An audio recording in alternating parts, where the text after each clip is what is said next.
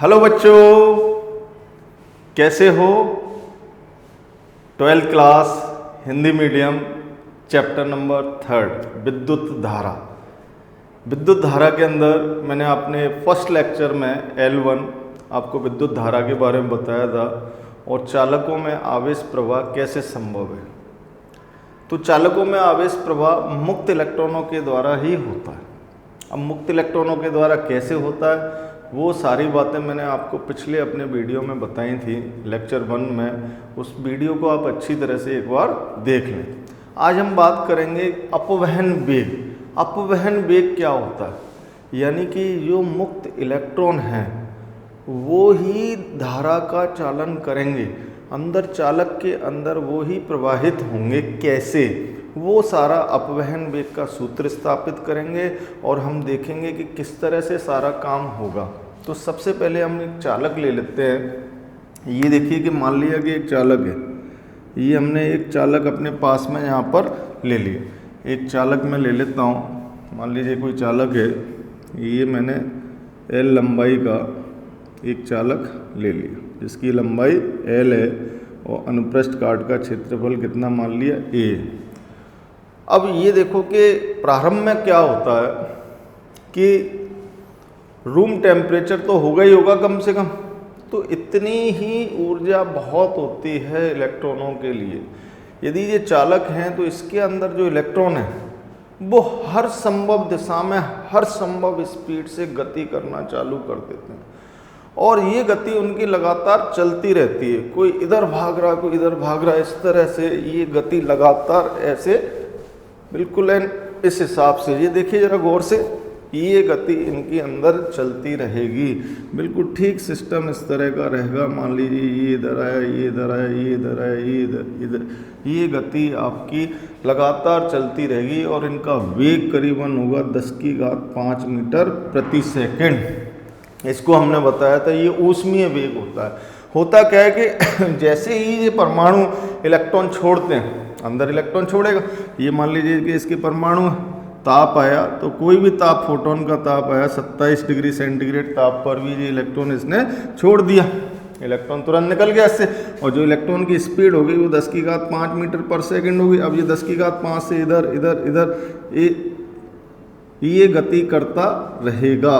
तो ये गति लगातार इनकी हर एक संभव दिशा में चलती रहेगी, कभी ऐसे इस तरह से लगातार ये गति होती रही और हर एक इलेक्ट्रॉन अलग अलग स्पीड से गति करेगा। तो इनका जो औसत वेग आएगा, यादृच्छिक गति होगी। ये कैसी गति होगी? यादृच्छिक गति। यादृच्छिक का मतलब रैंडम, यानी कि अचानक से पता नहीं पड़ेगा कौन सी दिशा में चला गया, वो कौन सी दिशा में गया, ये कौन सी दिशा में गया, कुछ पता नहीं चलेगा।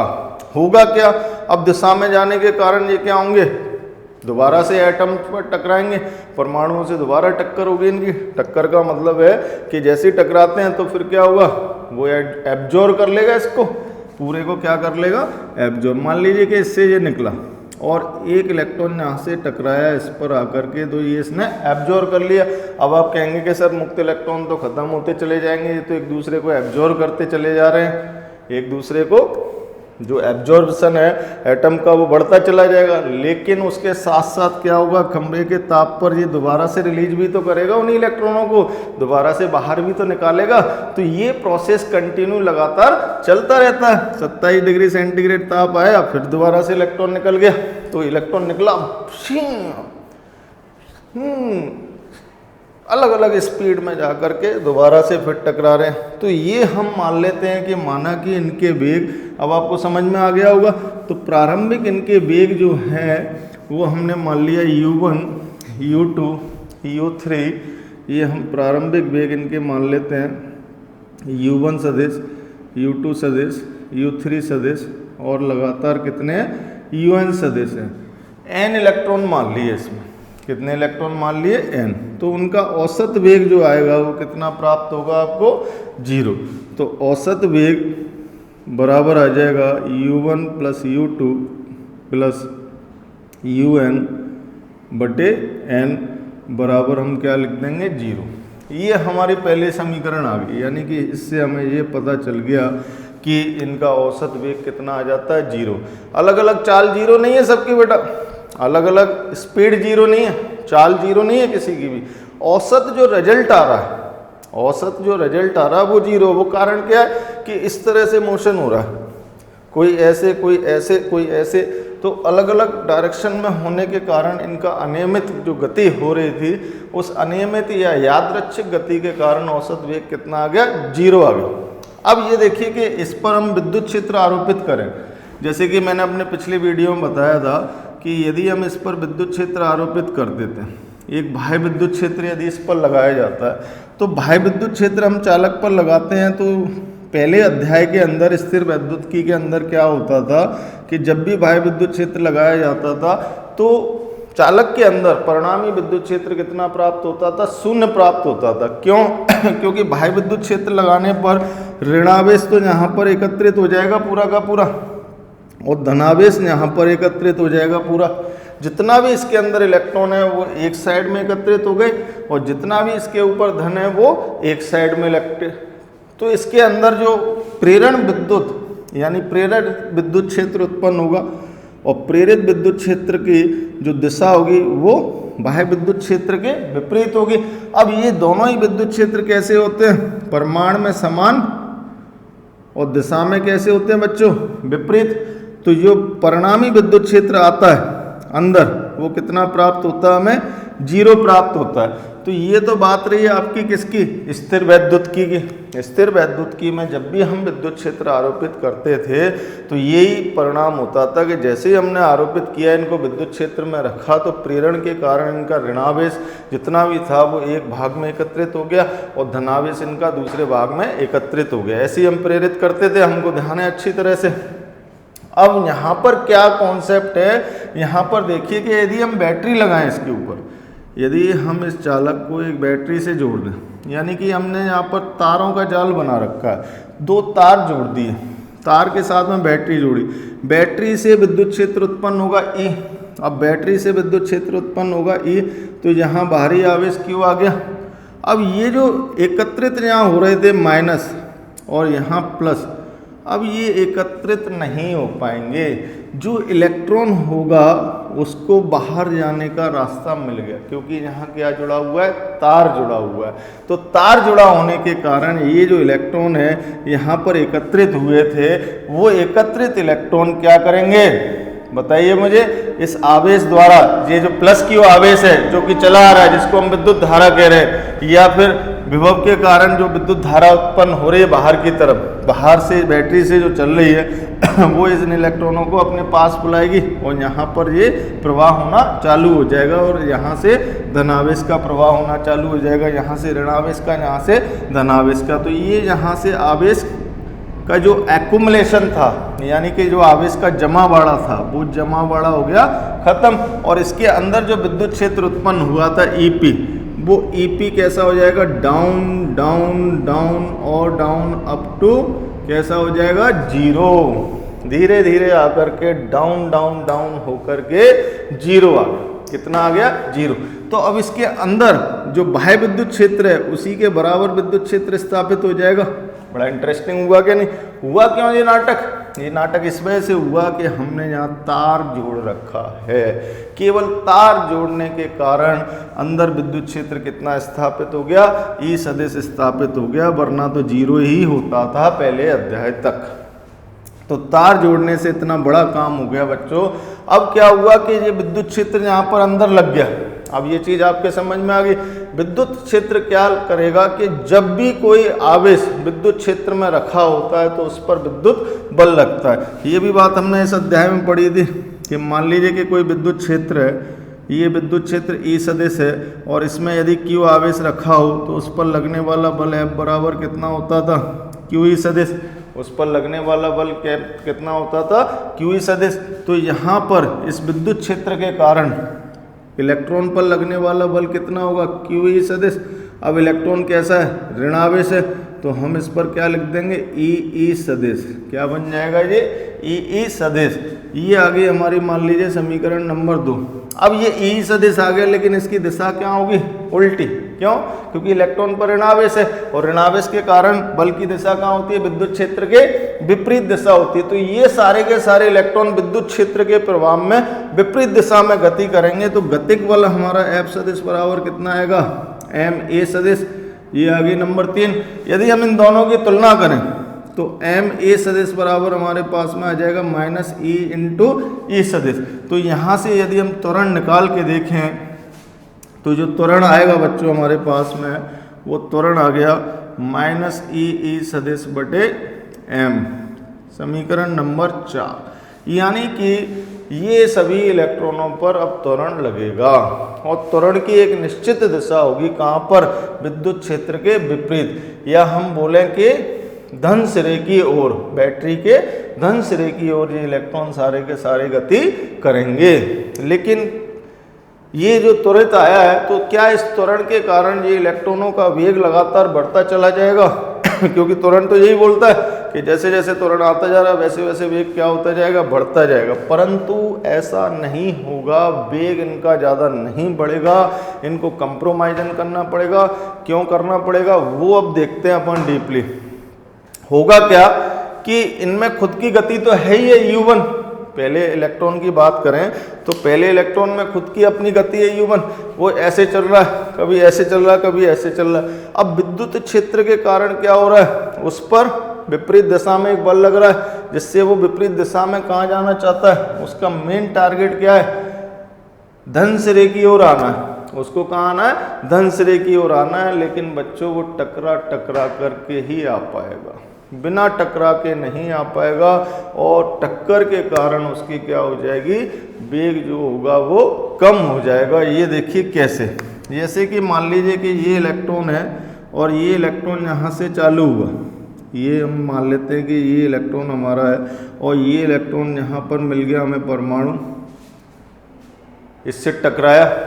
टकराने के बाद हो सकता है इसमें एब्जॉर्ब हो जाए तो फिर दूसरा इलेक्ट्रॉन निकलेगा, वो कोई दिक्कत की बात नहीं है, वो तो आपको समझा ही दिया था। ये टकरा गया, अब ये यहाँ से टक्कर खा करके इधर आ गया, टकरा गया, डिस्क्यूम ऐसे टक्कर होगी इनकी। तो ये टकरा के फिर इधर आ गया। अब मान लीजिए कि टकरा के फिर इधर आ गया और फिर टक्कर इसने खाई और इस पर खा गया टक्कर, और टक्कर खाने के बाद फिर इधर आया। यानी कि हम यदि इसका विस्थापन देखें तो और दूरी देखें तो दोनों में बहुत बड़ा फर्क होगा कि दूरी तो इसने चली, पहले ऐसे गया, फिर ऐसे गया, फिर ऐसे गया, फिर ऐसे गया और फिर ऐसे आया। लेकिन विस्थापन इसने कितना तय किया? केवल इतना सा। विस्थापन कितना तय किया इसने? केवल इतना सा। गौर से देखिए, केवल इतना सा। तो इसका मतलब ये जो वेग है, ये जो वेग है कहाँ जाने का?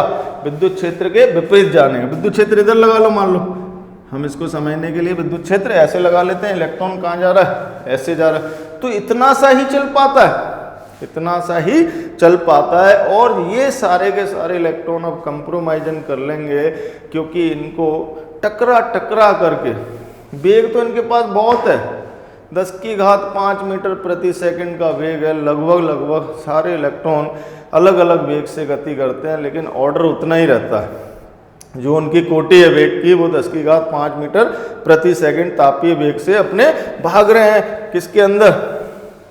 धातु के अंदर। अब ये टकराएंगे परमाणुओं से टकरा के कुछ तो उसी में एब्जॉर्ब हो जाएंगे। अब जैसे ही एब्जॉर्ब हो जाते हैं तो परमाणु से फिर इलेक्ट्रॉन फूट पड़ते हैं। फूट क्यों पड़ते हैं? ताप के कारण। फूट गए तो फिर चल दिए, फिर निकल लिए, और निकल लिए तो फिर भाग लिए तो पता नहीं कौन सी दिशा में भाग लिए। अब क्या हो रहा है कि हमने लगा दी विद्युत क्षेत्र। विद्युत क्षेत्र लगाने से अब इलेक्ट्रॉनों पर क्या लग रहा है? एक पुश लग रहा है, एक घसीटने वाला बल लग रहा है कि भाई तुमको वहां जाना है, तुम्हारा जो उद्देश्य है जाने का वो कहाँ पर है? यहाँ पर उद्देश्य है।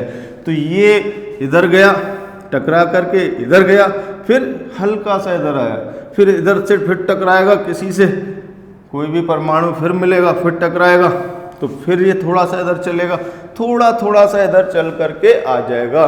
तो सारे के सारे इलेक्ट्रॉन एक नियत वेग से गति करते हैं। मान लीजिए कि इनका सभी इलेक्ट्रॉनों का वेग अलग अलग प्राप्त होता है त्वरण के कारण, v1, v2, v3। अब ये जो दो क्रमागत टक्करों के बीच की जो दूरी है उसको हम प्रदर्शित करते हैं लैम्डा से। ये दो क्रमागत टक्करों के बीच की दूरी, आप लोग लिख लेना, दो क्रमागत टक्करों के बीच की दूरी को हम किससे कहते हैं, लैम्डा से। इसको मुक्त पथ बोला जाता है। कैसा पथ बोला जाएगा, मुक्त पथ। और इन टक्कर में लगा समय को टाउ से प्रदर्शित करेंगे। किससे प्रदर्शित करेंगे, टाउ से। तो टाउ से प्रदर्शित करेंगे दो टक्करों के बीच, दो क्रमागत टक्करों के बीच लगा समय, दो क्रमागत टक्करों के बीच लगा समय हम किससे प्रदर्शित करेंगे, टाउ से प्रदर्शित करेंगे। तो अब यहाँ पर देखिए बच्चों, हुआ क्या कि हम मान लेते हैं कि माना कि वेग क्रमशः,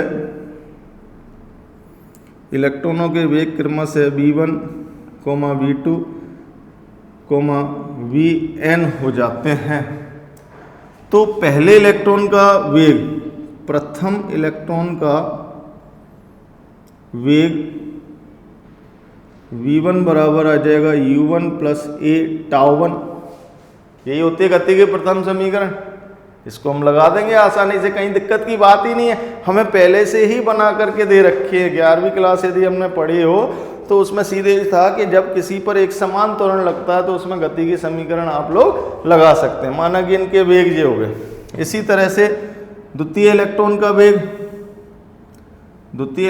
वेग कितना मान लेंगे, v2, ये u2 प्लस a टाउ2। इसी तरह से हम लगातार सभी इलेक्ट्रॉनों के वेग निकाल लेंगे और अंत में हम क्या करेंगे, इनका एक औसत वेग ज्ञात करेंगे, क्योंकि औसत ही करना पड़ेगा। ये तो एक नियत वेग से गति कर रहे हैं। तो हमारा जो आंसर हम लिखेंगे या परिभाषा लिखेंगे अपवहन वेग की, वो परिभाषा क्या होगी, वह औसत वेग, मुक्त इलेक्ट्रॉनों का वह औसत वेग जिसके कारण वो धन सिरे की ओर गति करते हैं, या जिस वेग से वो धन सिरे की ओर गति करते हैं उसे हम क्या कहते हैं, उनका अपवहन वेग कहते हैं। ये हटा दूं बच्चों। ये हटाने के बाद में ये देखिए कि यहाँ पर आकर के अभी हम अपवहन वेग की परिभाषा लिखें। अपवहन वेग इलेक्ट्रॉनों का वह औसत वेग जिससे वे धन सिरे की ओर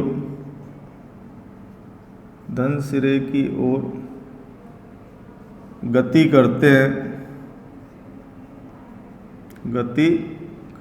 हैं। अपवहन वेग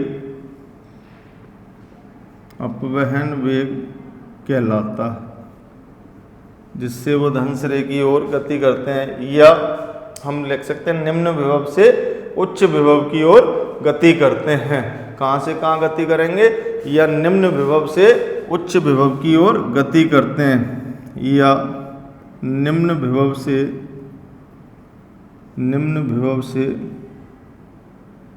उच्च विभव की ओर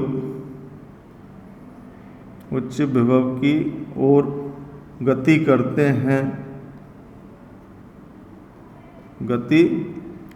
हैं। उसको हम क्या कहते हैं, अपवहन वेग कहते हैं। नोट करिए आप लोग फटाफट से, 1 सेकंड के अंदर, जल्दी जल्दी। उसको हम क्या बोलेंगे, अपवहन वेग कहते हैं। कर लिया सबने, हटा दें, हटा रहा हूं मैं। तो अब ये देखिए कि यहाँ से हमने 3 चीज़ें हमारे पास में आ गई। औसत वेग आ गया था, पहला जो औसत वेग था, बाकी सब मैं हटा रहा हूँ। 3 चीज़ें 4 चीज़ें आपके लिए लिखूंगा। ये सारी बातें मैं हटा देता हूँ यहाँ से।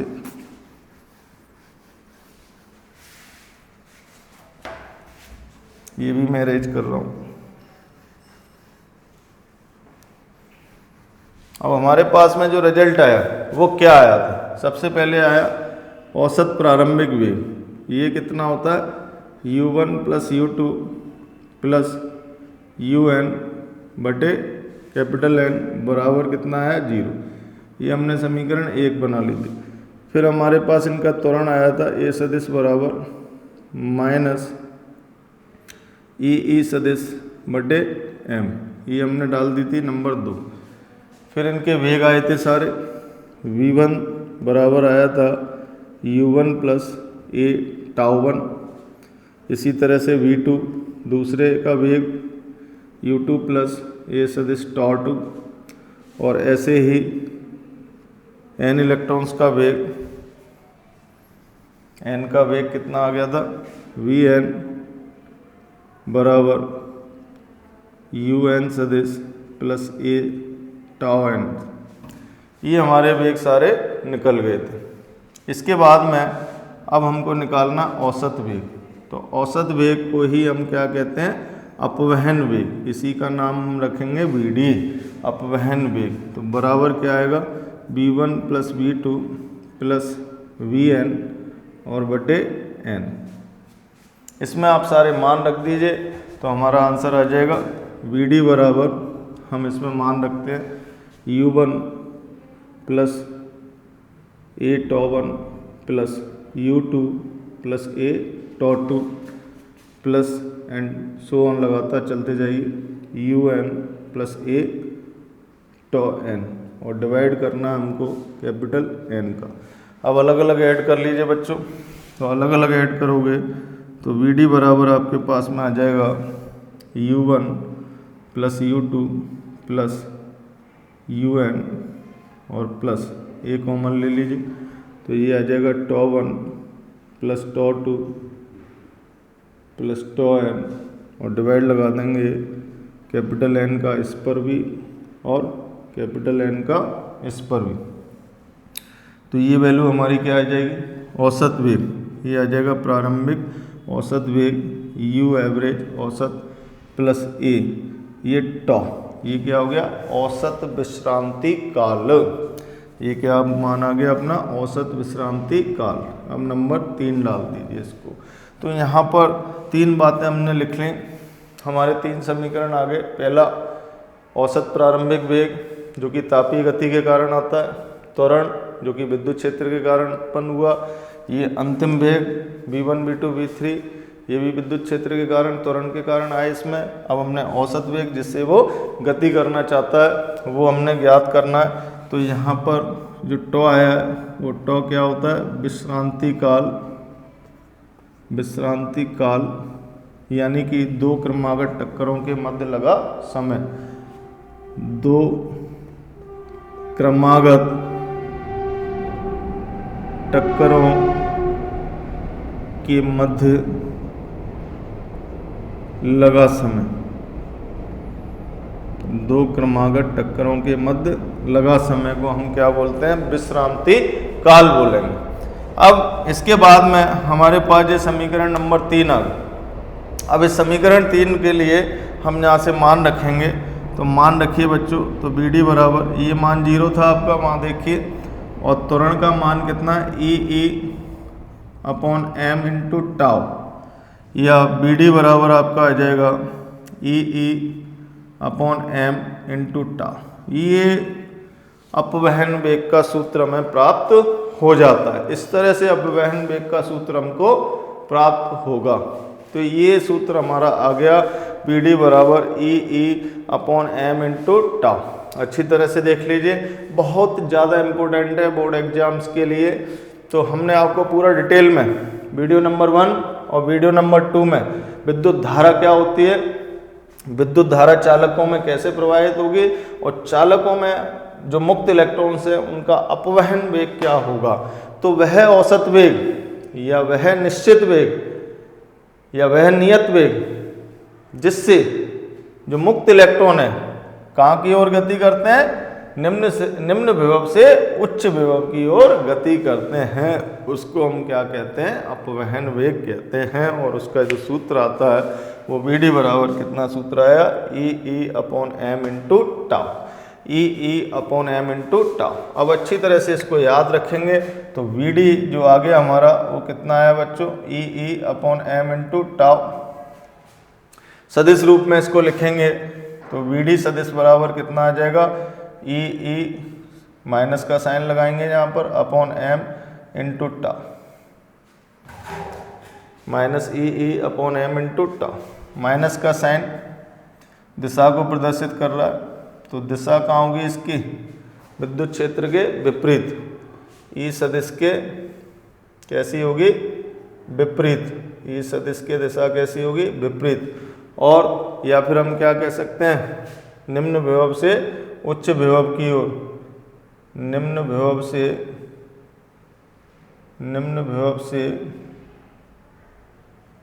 उच्च विभव की ओर,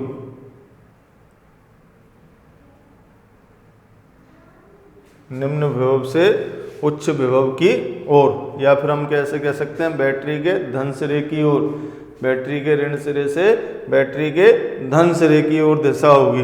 अब इनके हमें सारी चीज़ें पता होना चाहिए बेटा, कौन सी चीज़ क्या होती है बच्चों, ये हमको सारी चीज़ें पता होनी चाहिए। ई इलेक्ट्रॉन पर आवेश है, एम इलेक्ट्रॉन का द्रव्यमान है, तो ये आपको अच्छी तरह से जानकारी होनी चाहिए कि जो ई है उसका मान 1.6 गुणा 10⁻⁻19 कूलाम होता है, प्रत्येक बच्चे को पता होना चाहिए। एम द्रव्यमान है, 9.1 गुणा 10⁻31 किलोग्राम होता है। ई आपको दिया जाएगा सवाल करते समय। और टाउ विश्रांति काल होता है, टाउ क्या होता है, विश्रांति काल, यानी कि दो क्रमागत टक्करों के मध्य लगा समय। दो क्रमागत टक्करों के मध्य लगे समय को हम क्या कहते हैं, विश्रांति काल कहते हैं। तो कहने का मतलब ये हुआ कि आपको बहुत अच्छी तरह से, बहुत खुश होकर के, अच्छे मन से इस टॉपिक को तैयार करना है। इस टॉपिक में समझने का बहुत काम था कि कैसे क्या चल रहा है अंदर की तरफ, क्योंकि वहाँ कुछ और था, यहाँ कुछ और है। वहाँ हमने बोला था कि जैसे ही हम वायु विद्युत क्षेत्र में रखते हैं किसी चालक को, तो उसके अंदर विद्युत क्षेत्र की तीव्रता शून्य हो जाती है, लेकिन यहाँ उल्टा हो गया, यहाँ शून्य नहीं हुई। कारण क्या था, हमने दो तार जोड़ दिए थे। तार जोड़ने से जो इलेक्ट्रॉन चिपक रहे थे यहाँ पर, चिपकेंगे नहीं या भागने लग जाएंगे, तो भागना जरूरी, क्या होना जरूरी है, भागना जरूरी है। उसी को हम क्या कहते हैं, धारा प्रवाह कहते हैं। तो बच्चों अच्छी तरह से देखते रहिए, अगले वीडियो में फिर आपसे मिलेंगे। Okay bye.